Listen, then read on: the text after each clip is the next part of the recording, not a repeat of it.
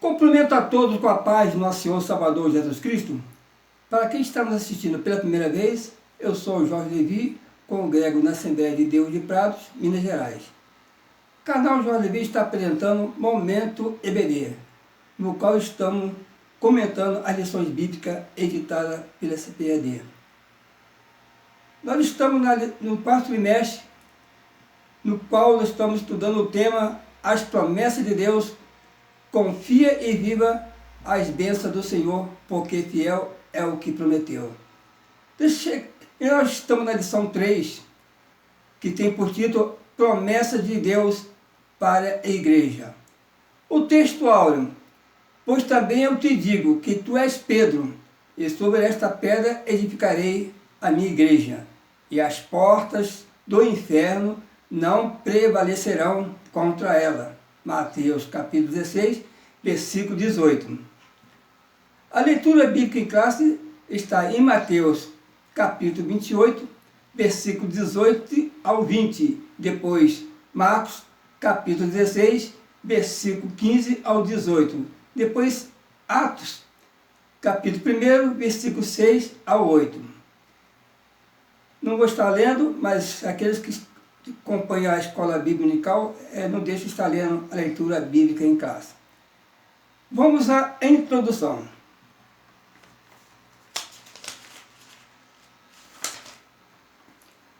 A Igreja de Cristo é portadora de promessas gloriosas de Deus. Ela foi idealizada pelo Pai, edificada por Cristo e guiada pelo Espírito Santo. É a comunidade dos salvos em Cristo Jesus para adorá-lo, servi-lo e ser agência propagadora do Evangelho de Jesus. Por isso, nesta lição, estudaremos a respeito da natureza das promessas divinas feitas à Igreja, as promessas propriamente ditas e as condições para viver essas promessas de Deus para ela. A Igreja, como corpo vivo de Cristo, ela é o cumprimento de um plano eterno de Deus, concebido desde a fundação do mundo.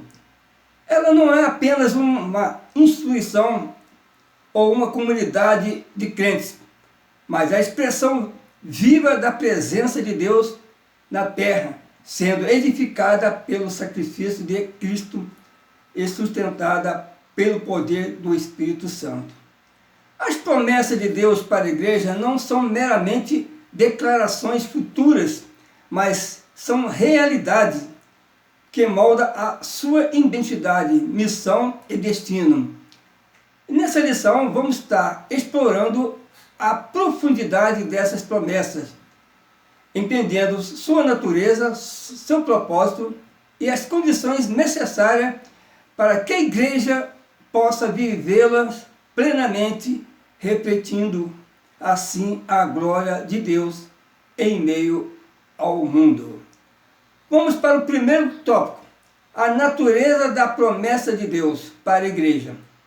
E o primeiro subtópico, vamos estar lendo a promessa de sinais sobrenaturais.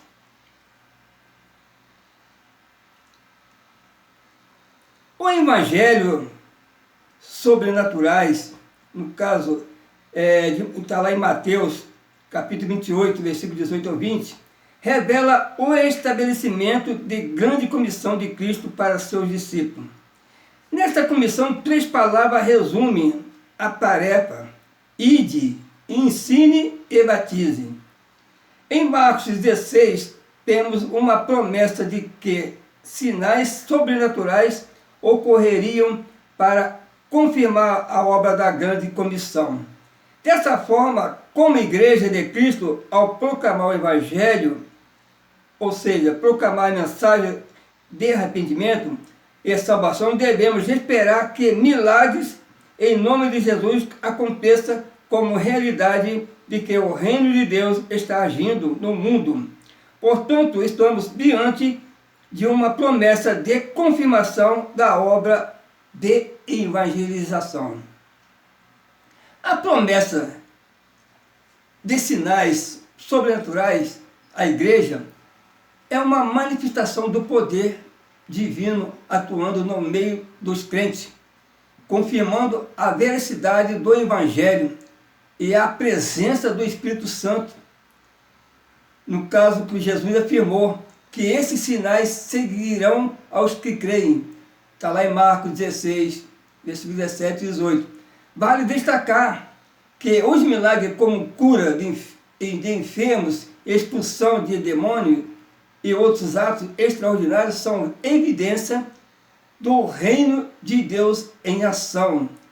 Esses sinais são apenas demonstrações de poder, mas também servem como ferramenta evangelística, atraindo ou não crentes, ou fortalecendo a fé dos que seguem a Cristo. Além disso, os sinais sobrenaturais revelam o caráter e o papel do missionário, a autoridade que a igreja, Deus confiou à igreja para fazer essa obra de missão.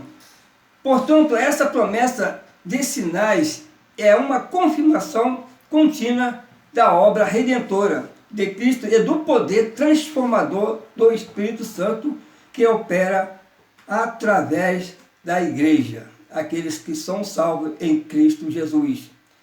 O tópico 2, a promessa de revestimento de poder. Vamos estar lendo. Com base na promessa de Cristo para seus discípulos, em Atos capítulo 1, nosso Senhor faz uma promessa de capacitação espiritual para a proclamação do Evangelho de Cristo. Recebereis virtude do Espírito. É a promessa do batismo no Espírito Santo para capacitar o crente na transmissão das boas novas de salvação. Além de poder para proclamar e capacitação do Espírito, também nos forja como testemunha de Cristo em nossa família, bairro, cidade e nações. Portanto, estamos diante de uma promessa de capacitação espiritual para a evangelização. Mas recebereis virtude do Espírito Santo que há de vir sobre vós. E sereis testemunha tanto em Jerusalém como em toda a Judéia e Samaria e até os confins da terra, conforme está lá em Atos capítulo 1, versículo 8. A promessa de revestimento de poder feita por Cristo em Atos 1:8 é fundamental para a missão da igreja. Jesus, ao se preparar para ascender ao céu, ele garantiu aos seus discípulos que eles receberiam virtude do Espírito Santo, uma capacitação divina que transcende a habilidade humana natural. Esse revestimento de poder, conhecido como batismo no Espírito Santo, não é apenas um evento isolado, mas uma adotação contínua do poder do espiritual que habita no crente, a proclamar o Evangelho com ousadia e eficácia. Esse poder não se restringe à eloquência ou conhecimento, mas envolve uma transformação profunda que faz do crente uma verdadeira testemunha de Cristo. Essa testemunha não se limita à palavra, mas se estende a ações e ao modo de vida, impactando pessoas em todos os contextos, família, comunidade, cidade e até as nações. A capacitação espiritual prometida por Cristo é, portanto, essencial para a evangelização, pois ela não apenas impulsiona a mensagem, mas também autentica o mensageiro, demonstrando a realidade do poder de Deus operando através de vida cheia do Espírito. Além disso, essa promessa de revestimento de poder indica que a missão da igreja é dependente da atuação do Espírito Santo. Sem esse poder, a obra evangelística seria ineficaz, limitada pelas fraquezas humanas. Com o Espírito Santo, porém, a igreja pode cumprir o seu chamado de maneira sobrenatural, transformando o mundo ao seu redor e levando a mensagem de salvação até os confins da terra, conforme o propósito eterno de Deus. Terceiro subtópico: promessas espirituais para a instituição espiritual. Ao longo das Escrituras, percebemos que a igreja foi forjada espiritualmente em Cristo. Por isso, a natureza das promessas para a igreja é primariamente espiritual. Notemos como Jesus se refere à igreja em Mateus: edificarei a minha igreja. A palavra grega para igreja aqui é eclésia. É um termo que remonta a uma reunião de pessoas chamadas do mundo para participar ativamente do reino de Deus. Isso é possível pela obra poderosa de nosso Senhor na cruz. Por isso a igreja é denominada no Novo Testamento como corpo de Cristo, o templo de Deus, a noiva de Cristo. Assim, uma instituição espiritual tem promessas espirituais para serem confirmadas em seu ministério no mundo. A igreja, como corpo de Cristo, ela é essencialmente uma entidade espiritual, nascida do sacrifício redentor de Jesus e formada pela ação contínua do Espírito Santo. Portanto, as promessas de Deus para a igreja têm uma natureza profundamente espiritual, repetindo sua identidade e missão no mundo.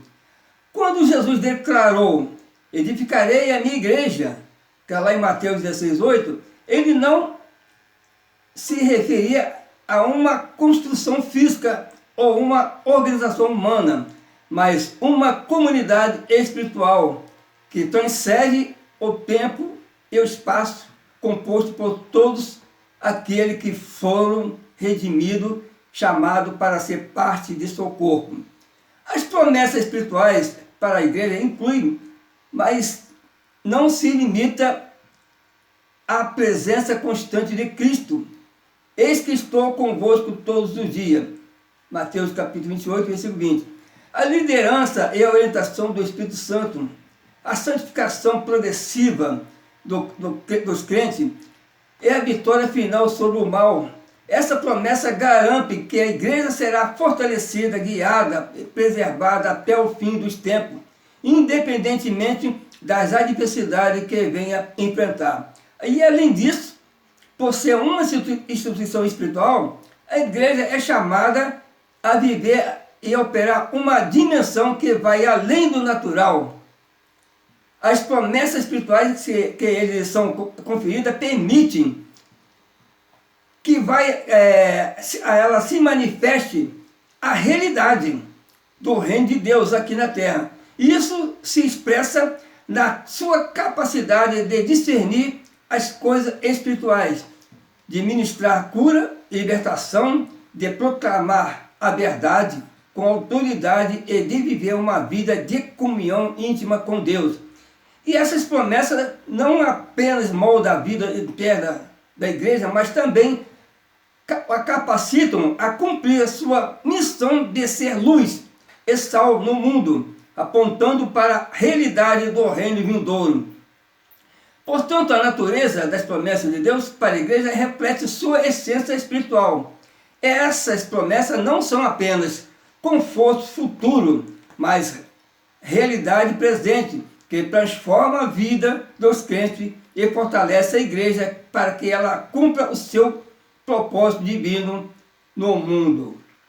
Vamos agora para o segundo tópico: as promessas de Deus para a igreja. Primeiro subtópico: a promessa de vida eterna.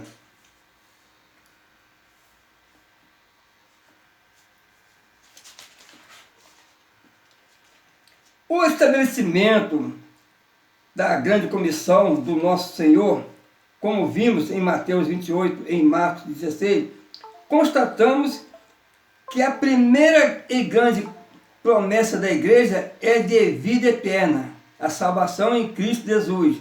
Essa promessa é para todo aquele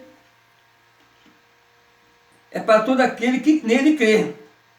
É salvo pelo Senhor e, consequentemente, torna-se membro do corpo de Cristo.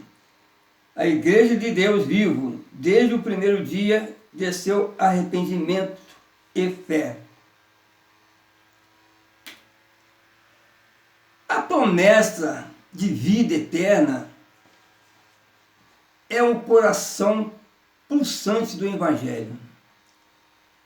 É a maior das bênçãos concedida por Deus àqueles que creem em Jesus Cristo. Essa promessa transcende a existência terrena e se estende para além do tempo, oferecendo ao crente garantia de uma vida que nunca terá fim, vivida em plena comunhão com Deus. Jesus, em João 3,16, revela o propósito redentor de Deus ao declarar que aquele que nele crê não pereça, mas tenha a vida eterna. Esse versículo, frequentemente descrito como o resumo do Evangelho, sublinha a profundidade do amor de Deus e a simplicidade da fé necessária para receber esta promessa. A vida eterna não é apenas uma extensão infinita da vida como conhecemos, mas uma qualidade de vida que começa no momento da conversão e continua em sua plenitude na eternidade. Jesus descreve essa vida como conhecer a Deus e a si mesmo. O Filho enviado é uma vida caracterizada por uma relação íntima e continuamente com Deus, onde a presença do pecado, da morte e do sofrimento são completamente abolidos. O apóstolo João, em sua primeira carta, reforça essa promessa ao afirmar: esta é a promessa que ele mesmo nos fez, a vida eterna. Está lá em 1 João capítulo 2, versículo 25. Para João, a vida eterna é uma certeza dada aos crentes, uma âncora para suas almas em meio às tempestades da vida. É a culminação do plano redentor de Deus, um dom imerecido que reflete a graça abundante do Criador. E esta promessa também traz esperança, motivação para a igreja enquanto ela caminha em um mundo marcado pela transitoriedade e pela morte. Saber que a vida eterna é garantida em Cristo muda a perspectiva do crente, oferecendo-lhe coragem para viver de maneira santa e dedicada ao serviço do reino de Deus, mesmo diante das adversidades. Assim, a promessa de vida eterna são apenas uma esperança futura, mas uma realidade presente que molda a vida até a fé da igreja no dia de hoje. Vamos para o terceiro subtópico, promessa de poder. Uma vez salvo em Cristo e membro de seu corpo, de acordo com o que lemos em Atos 1, capítulo 1, temos uma gloriosa promessa de poder do alto para sermos instrumentos vivos em que os sinais e os milagres de Deus possam confirmar a palavra que Ele nos entregou. Essa promessa foi feita em Atos dos Apóstolos, foi experimentada naquele tempo. Ao longo da história da igreja, tem sido confirmada novamente na vida de milhares de servos de Deus, que experimentaram o batismo no Espírito. Todos os dias recebem dons espirituais preciosos para fazer a obra de Deus com fé e ousadia. O mesmo Senhor que batizou em Atos dos Apóstolos ainda batiza no dia de hoje. A promessa de poder é uma das dádivas mais extraordinária concedida por Deus à sua igreja, permitindo que os crentes sejam capacitados a realizar a obra de Cristo com eficácia e autoridade. Em Atos, capítulo 1, versículo 5, depois do versículo 8, Jesus promete aos seus discípulos que após a sua ascensão, ele seria batizado com o Espírito Santo e receberiam o poder para serem suas testemunhas até os confins da terra. Esta promessa não era apenas para os apóstolos, mas para todos os que pertencem ao corpo de Cristo ao longo das eras. O poder prometido em Atos não é uma força humana, mas uma capacitação divina que habilita os crentes a realizar feitos que vão além de suas capacidades naturais. E esse poder manifestado através dos dons espirituais, sinais, milagres que acompanham a pregação do Evangelho, confirmando a verdade da mensagem e glorificando a Deus. Como vemos no livro de Atos, o derramamento do Espírito Santo transformou homens comuns em instrumentos poderosos nas mãos de Deus, capacitando-os a curar os enfermos, expulsar demônios e até ressuscitar os mortos. Esta promessa foi experimentada de forma palpável, não apenas no Pentecoste, conforme está lá em Atos 2, mas também em diversos momentos da história da igreja, como nas experiências de Cornélio e seus familiares, e dos discípulos em Éfeso. E também esse relato mostra também que o poder do Espírito Santo não está limitado a uma época ou lugar, mas uma realidade contínua para todos os crentes que buscam se submetem à ação do Espírito Santo na vida deles.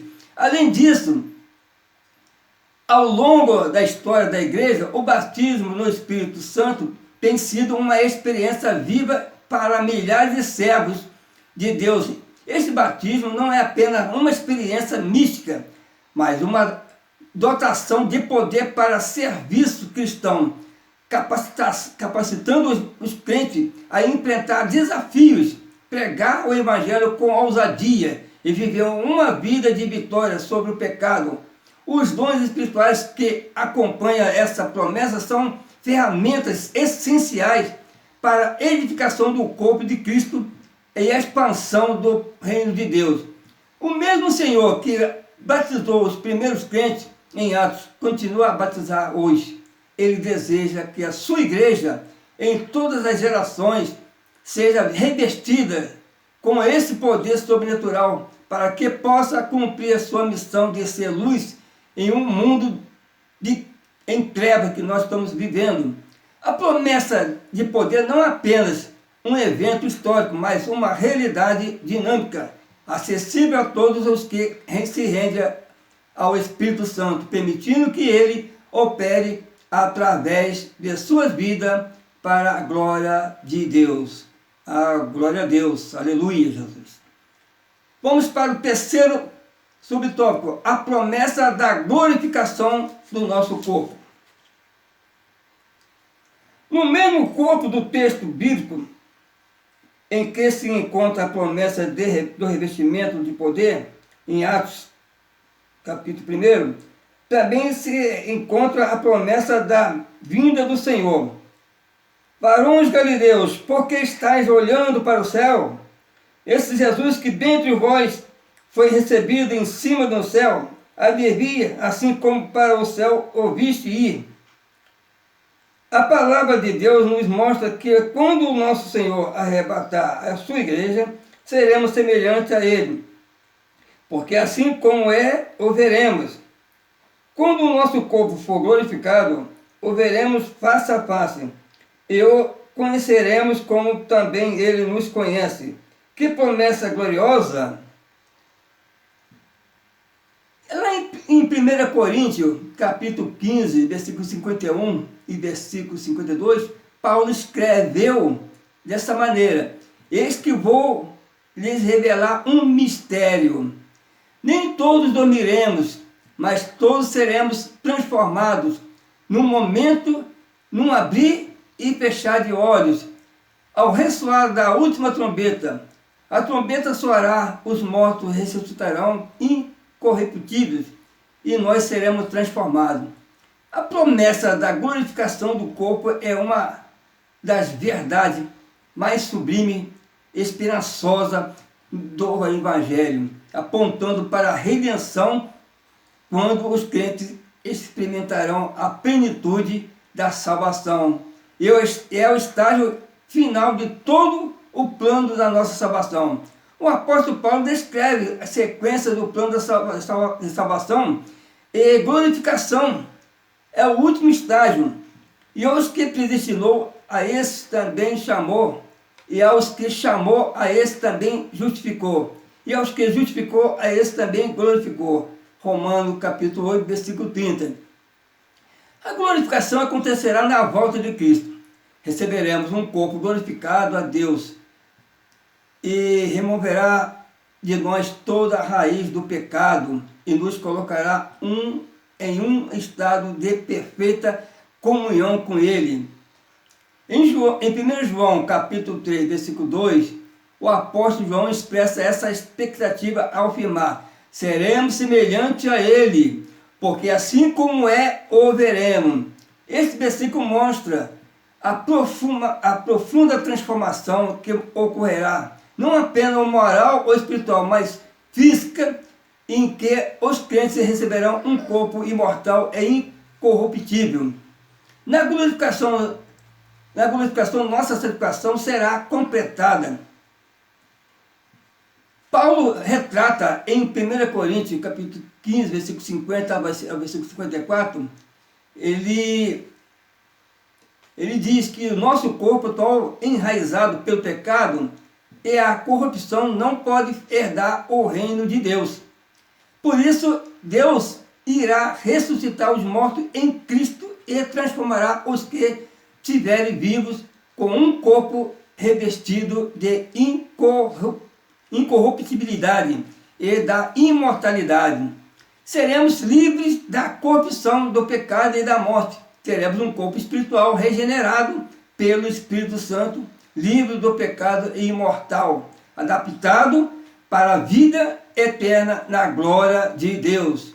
Na Nova Jerusalém, viveremos eternamente com Deus e nunca mais haverá qualquer maldição. Nela estará o trono de Deus e do Cordeiro. Os seus servos servirão e contemplarão a sua face, e na sua fronte está o nome dele.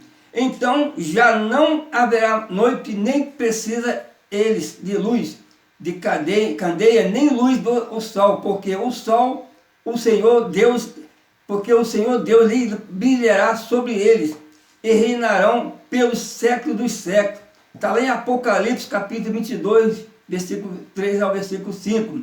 Em suma, a promessa da glorificação do corpo é o coroamento da salvação, onde a redenção será plenamente manifestada em nossos corpos, e veremos a Cristo face a face, conhecendo-o plenamente como somos conhecidos. Esta gloriosa transformação reflete o poder de Deus de restaurar todas as coisas, cumprindo seu propósito eterno de fazer de nós, seus filhos, participantes da natureza divina em sua totalidade.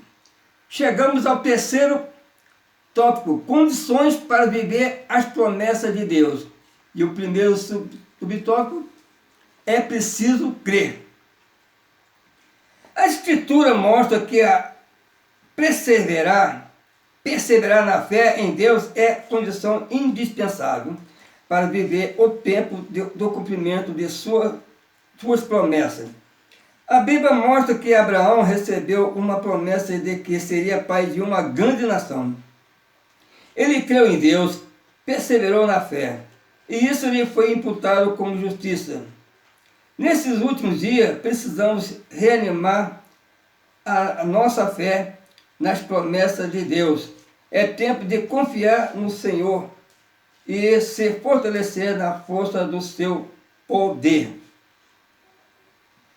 A fé é o fundamento essencial para experimentar as promessas de Deus em nossa vida. Sem fé, é impossível agradar a Deus e, consequentemente, viver o cumprimento das suas promessas. No caso, a Escritura nos ensina que perseverar na fé é uma condição indispensável para viver a manifestação do que Deus promete, o que Deus prometeu. E Jesus frequentemente destacou a importância da fé, dizendo: se creres, verás a glória de Deus. Está lá em João capítulo 11, versículo 40. A fé não é apenas um ato inicial da crença, mas uma postura contínua de confiança e dependência em Deus, especialmente em tempos de provações e espera. Nos últimos dias, à medida que enfrentamos desafios e incerteza, a necessidade de renovar e fortalecer a nossa fé nas promessas de Deus se torna ainda mais crucial. O apóstolo Paulo, em Efésios capítulo 6, versículo 10, exorta os crentes a se fortalecerem no Senhor e na força do seu poder.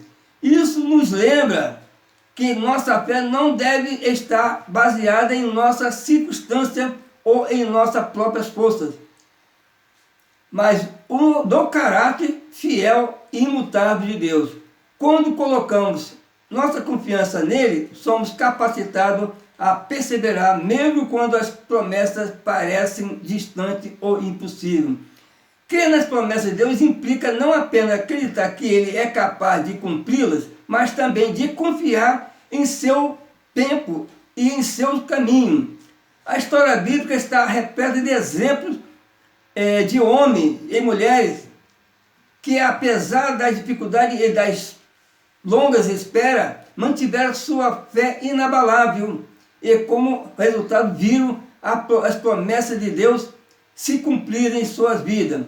Por exemplo, Abraão, que é celebrado como pai da fé, porque esperou contra a esperança e creu que Deus seria fiel em cumprir a promessa de lhe dar um filho, mesmo quando tudo parecia contrário. E além disso, a fé é fortalecida pela palavra de Deus, que nos revela sua promessa e nos lembra de sua fidelidade. Portanto, para viver a promessa de Deus, é essencial nos alimentar regularmente das Escrituras, meditar em sua promessa e permitir que a verdade de Deus firme no nosso coração. A fé também se expressa em oração, em gratidão, em uma vida de obediência, confiando que Deus está trabalhando, mesmo quando não vemos, no caso, os resultados imediatos. Em resumo, crer é a chave que abre a porta para as promessas de Deus. É preciso crer. É através da fé que nos posicionamos para receber tudo que Ele tem para nós. Então, nesse tempo, precisamos reavivar a nossa fé, confiando plenamente no Senhor e fortalecendo-nos em seu poder, certo de que aquele que prometeu é fiel para cumprir. Vamos para o segundo subtópico. É preciso ser fiel. Obedecer é a condição para que Deus cumpra suas promessas na vida de alguém ou de um povo, bem como de sua igreja. A ordem era clara para os discípulos: ficai, porém, na cidade de Jerusalém, até que do alto sejais revestidos de poder. Há tanto valor para Deus na obediência que a Bíblia diz que é melhor obedecer que oferecer sacrifício. Assim é tempo de estar na presença de Deus em santa obediência. Em Apocalipse, capítulo 2, versículo 10, diz assim: ser fiel até a morte, e dar-te-ei a coroa da vida. A fidelidade é uma qualidade essencial para aqueles que desejam viver as promessas de Deus. Crer é o primeiro passo, mas é a fidelidade que sustenta essa fé ao longo do tempo, especialmente em meio às provações e dificuldades. Ser fiel significa permanecer firme em nossa aliança com Deus, cumprindo seus mandamentos e confiando em suas promessas, independentemente das circunstâncias adversas. Os discípulos de Cristo são exemplo claro de fidelidade.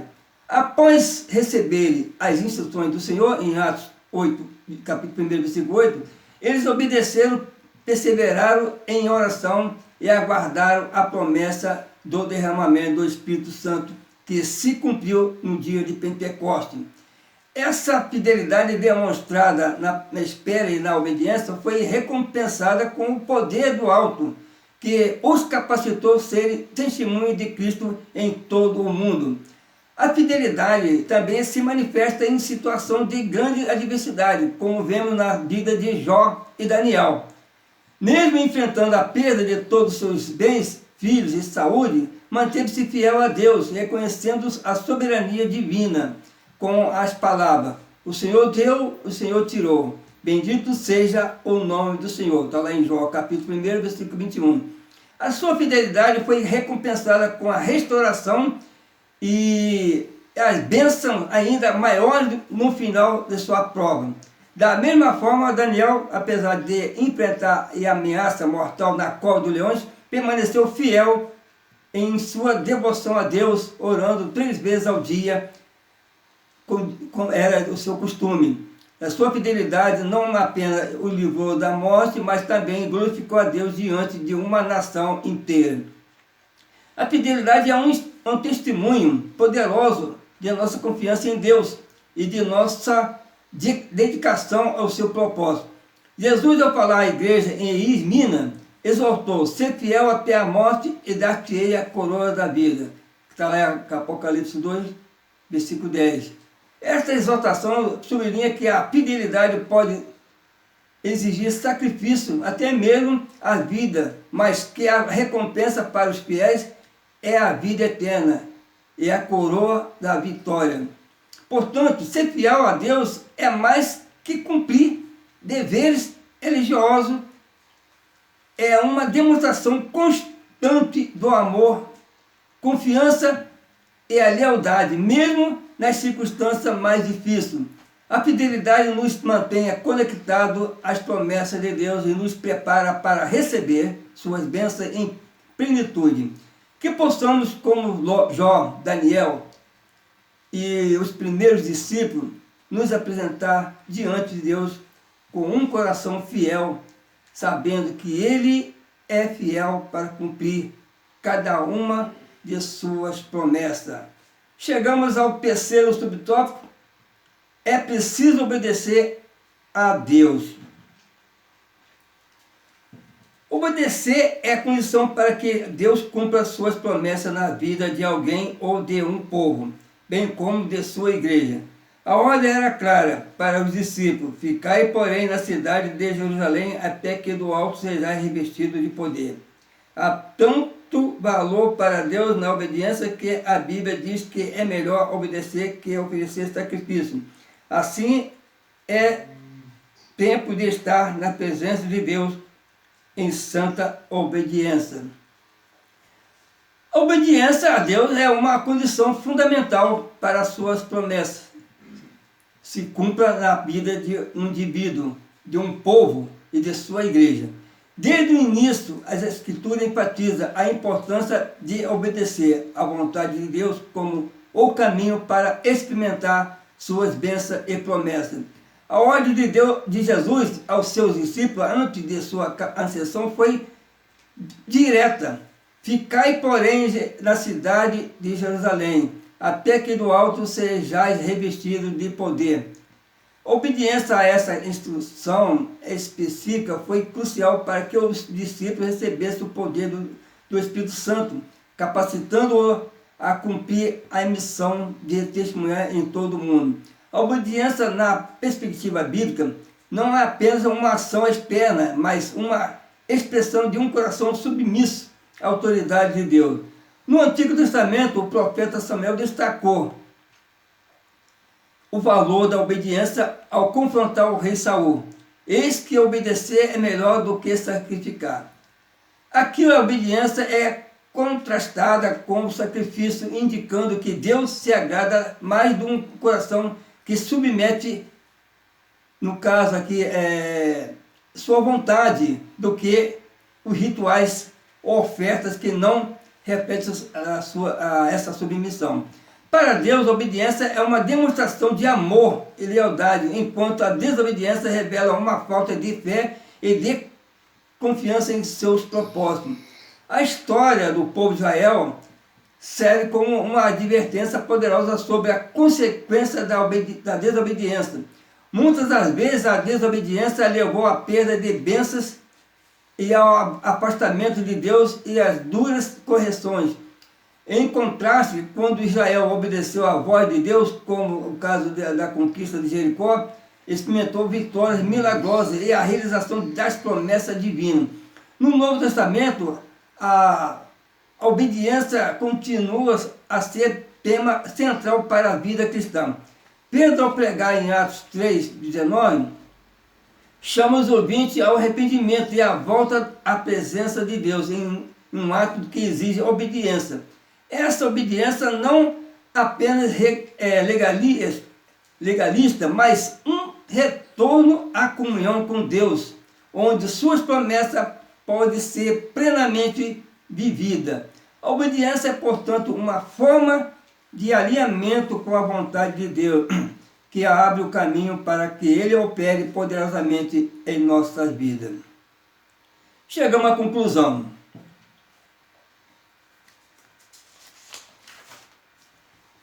As promessas de Deus para a igreja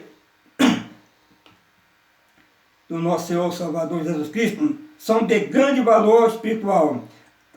Como igreja, estamos integrados como membros desse corpo espiritual. Por meio de Cristo, as promessas do Senhor são grandiosas para todos que fazem parte da igreja nele. Viveremos as promessas da vida eterna, de poder e de glorificação final do nosso corpo.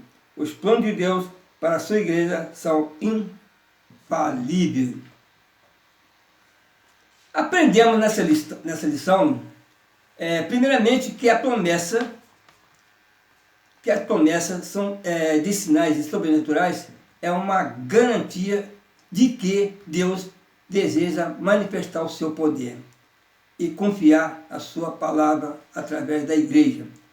Esses sinais não são apenas para maravilhar, mas para autenticar a mensagem do Evangelho e fortalecer a fé dos crentes. Em seguida, que a promessa do revestimento de poder, então, como descrito em Atos, nos mostra que o batismo no Espírito Santo é essencial para que a igreja possa realizar sua missão com eficácia. Esse poder capacita os crentes a serem testemunhas de Cristo em todas as partes do mundo, dotando-os de dons espirituais e ousadia para pregar e viver o Evangelho. Chegamos ao final dessa lição. Que Deus abençoe a todos.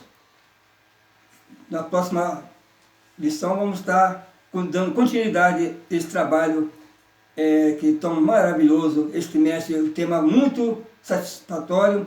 Eu creio que aqueles que são amantes da escola bíblica dominical estão gostando, porque é um tema muito sugestivo. Fico por aqui, Deus abençoe a todos, até a próxima, se Deus quiser. Amém.